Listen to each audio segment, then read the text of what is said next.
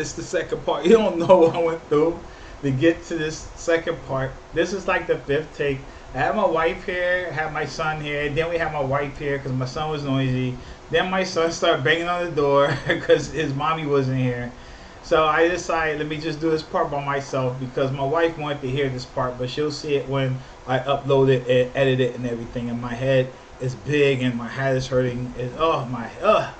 Anyway, so the first part was me meeting Filipino women, dating, what happened during that time, me coming to the Philippines for the first time, my relationship and things like that, and what happened that led me to move to the Philippines.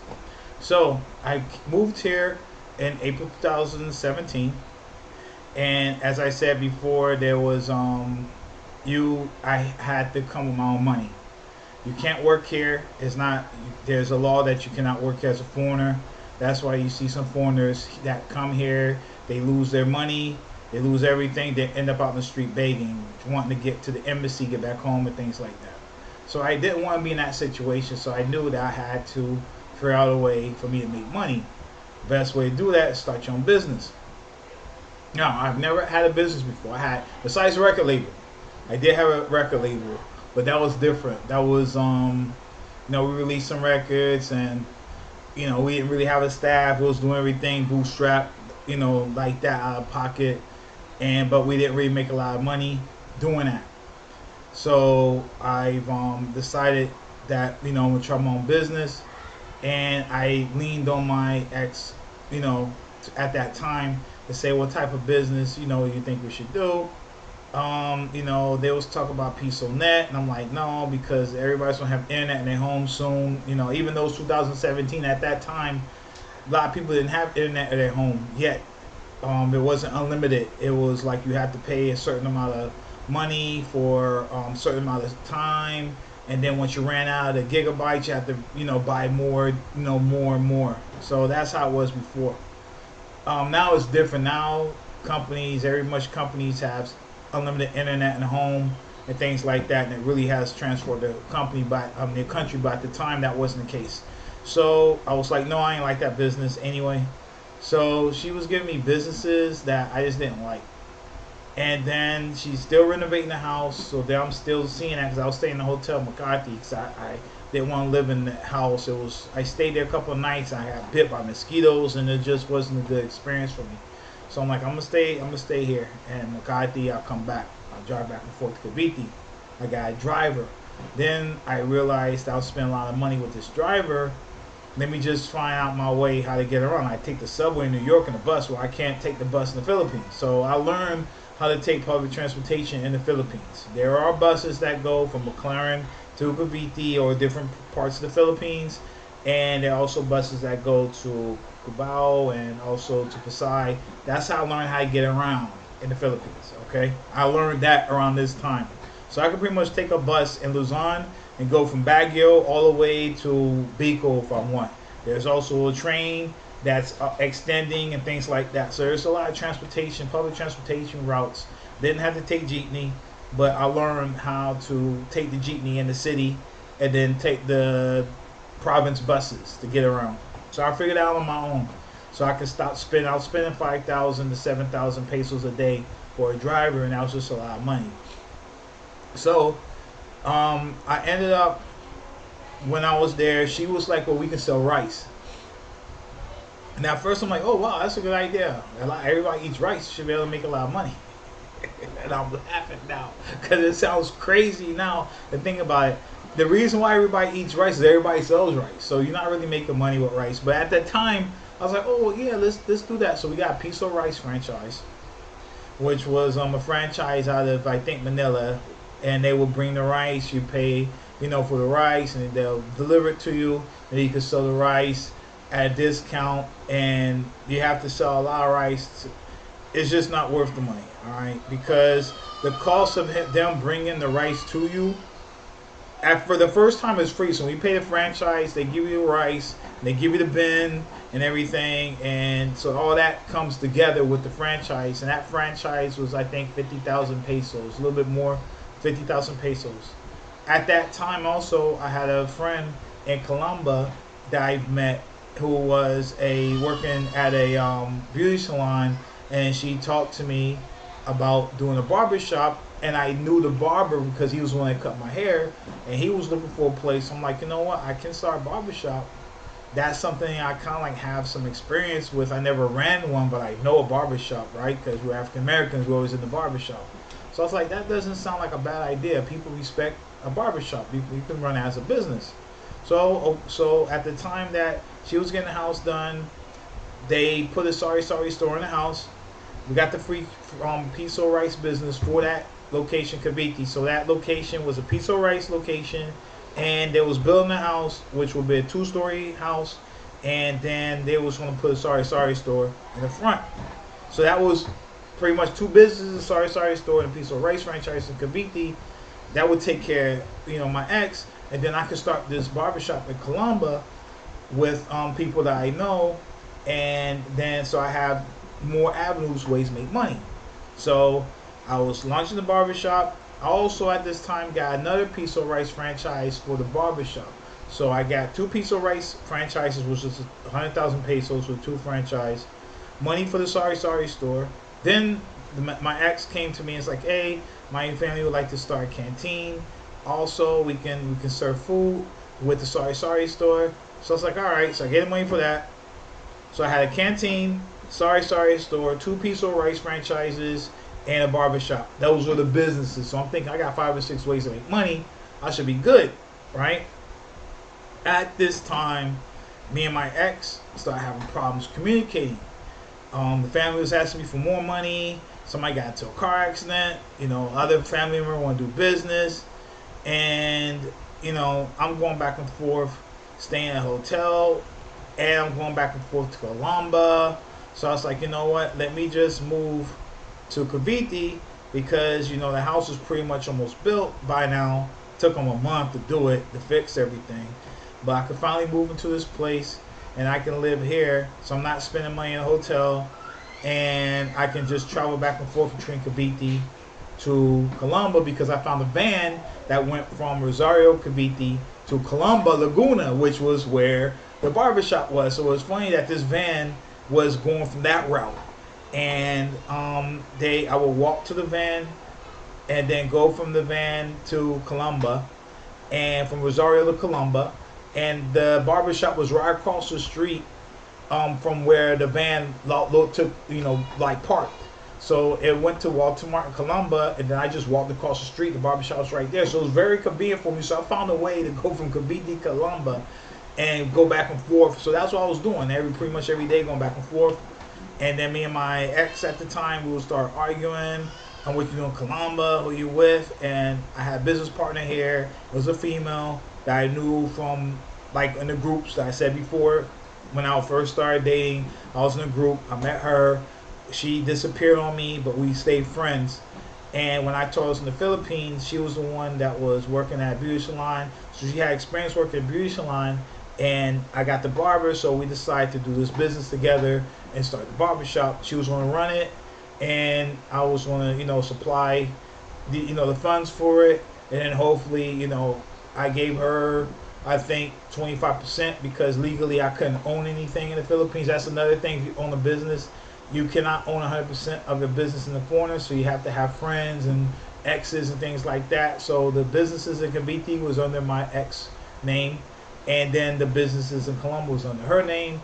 I gave her percentages of the barbershop, and she also got a salary because we wasn't making money. She had to take care of her family and stuff. So I was taking care of her. The person in the piso rice franchise that ran that, her son was there, so we had employees also in Calamba, and then we had employees also in Cavite. So it was a lot financially, but I figured I'd do it because I know this is going to pay off eventually. I'm just going to, I'm going to fund it until we get it up and going. Then hopefully these businesses will make money, and then everything is good. Well, everything doesn't always work that way. You plan it that way, but it doesn't work. Now, as I said before, I never ran a business before. So barbershop is not easy. You need supplies, alcohol. It's just a lot entailed. The chairs. We renovated this it was like a chicken place, and it was greasy, nasty, and we renovated this place. We stripped it down. We took all the stuff out. We redid it, remodeled it, put the roof. Like I invested money in this business also. So they gave me a discount like the first month of rent. The rent was 20,000 pesos a month for the location of the barbershop, and he kind of like gave me a little discount because I was fixing up the place. We had to paint it. We had to put new roof in. It was a lot going on, and I do have pictures of this. I don't know how to make a collage, so maybe one day I could just show all these pictures and everything that I've done, and you can see all this work that I talked about. But anyway, so I had the barbershop going on. The house in Cavite finally got renovated. Ended up being a 2-story house, and it was just a big room downstairs, bathroom, kitchen area. Then upstairs was where me and her stayed. But they still had the part in the back, so we had a screen door in the back, door in the front, screen door upstairs, and then the family would go back and forth. So he still had that wooden area back there. And the barangay people was asking me to purchase the land in the back because she didn't own the land. They had stuff on the land, and I was trying to find out who it was, but the area flooded. I didn't like that area. The area was flooded. It was a squatters area.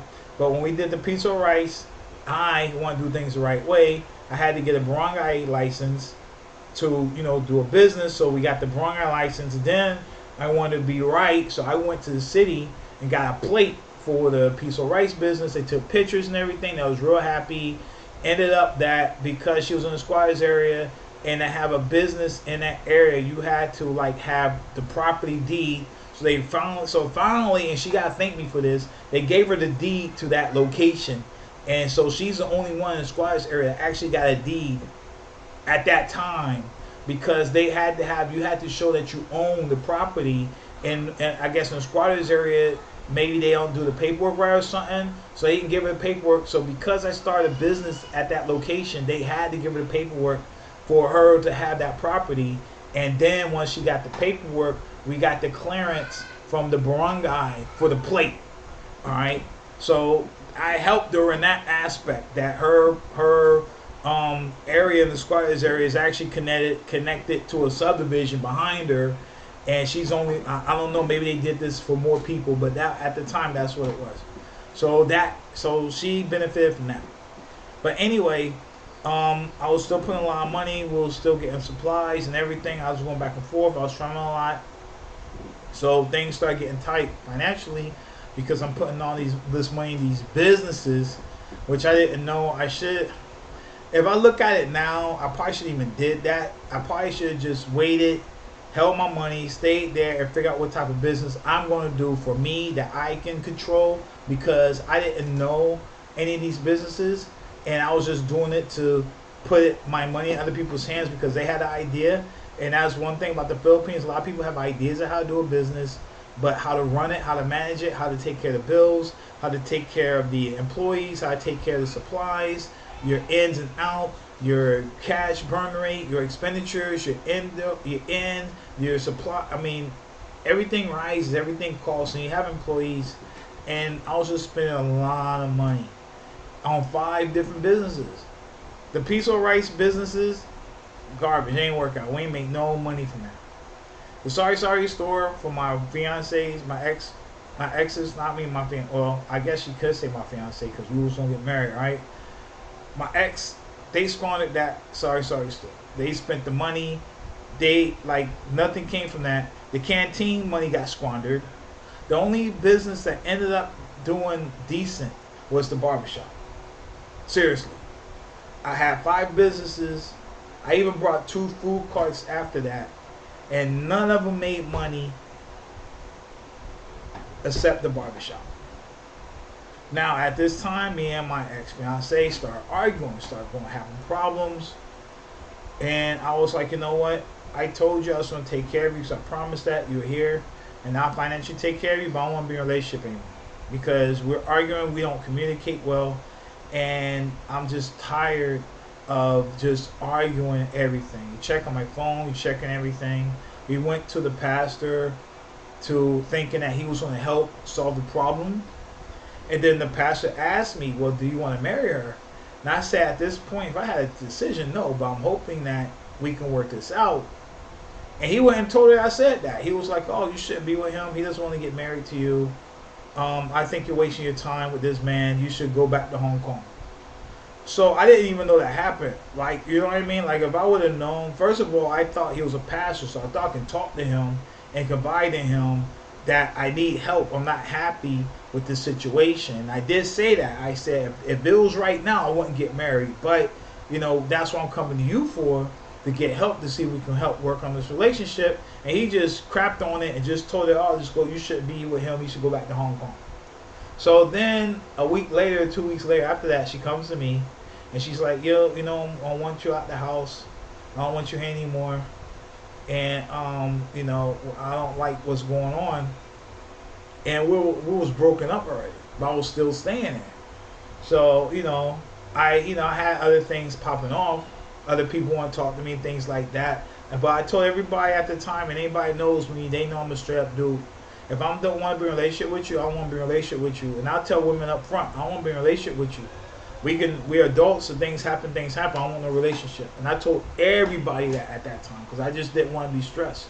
So I had people hit me up, wanting me, you know, to meet them. I traveled just to get out. I went to Hong Kong, met some people there, hung out, and things like that. But I wasn't in a relationship. I was just taking care of her and taking care of her daughter, because I brought them back to the Philippines, and I thought that was the right thing to do. But she ended up going back. She ended up taking some of the money I gave her to live, and she put that money back, and she went to Hong Kong. So she left me in the Philippines. So I'm like, that's fine. Because by this time, me and her family didn't get along. We was arguing, and it was just bad. And then I had the barbershop I was launching, and that was doing good. And I was going back and forth to Calamba, because I'm going to be where the money at. If I'm putting all this money in Cavite and there's nothing showing up in Cavite, and I have a barbershop that's making money, I'm going where the money at. So I started staying in Calamba more. And then that's me and my business partner there. And just to let guys know, me and my business partner was never in a relationship. She is a female. She's a good friend of mine. But we was never in a relationship.